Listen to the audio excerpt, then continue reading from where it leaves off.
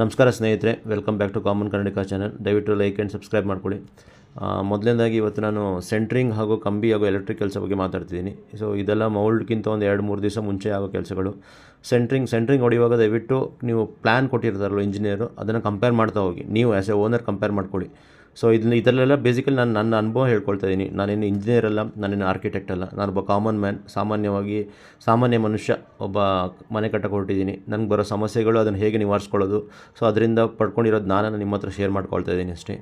So centring ಆಗುವಾಗ ಅವರು ನಾರ್ಮಲಾಗಿ ಒಂದು ಫಿಕ್ಸ್ ಮಾಡ್ಕೊಬಿಟ್ಟಿರ್ತಾರೆ. ಗೋಡೆ ಮೇಲೇ ಬೀಮ್ ಬರುತ್ತೆ. ಅಕಸ್ಮಾತ್ ಕೆಲವೊಂದು ವಿಷಯಗಳಲ್ಲಿ ಏನಾಗುತ್ತೆ ಅಂದರೆ ಗೋಡೆಗಿಂತ ಸ್ವಲ್ಪ ಆ ಕಡೆ ಈ ಕಡೆ ಬೀಮ್ ಕೊಟ್ಟಿರ್ತಾರೆ ಪ್ಲ್ಯಾನ್ ಪ್ರಕಾರ. ಸೊ ಅದರಿಂದಾಗಿ ನೀವು ಕಂಪೇರ್ ಮಾಡ್ತಾ ಹೋದರೆ ನಿಮಗೆ ರೀವರ್ಕ್ಗಳು ತಪ್ಪುತ್ತೆ.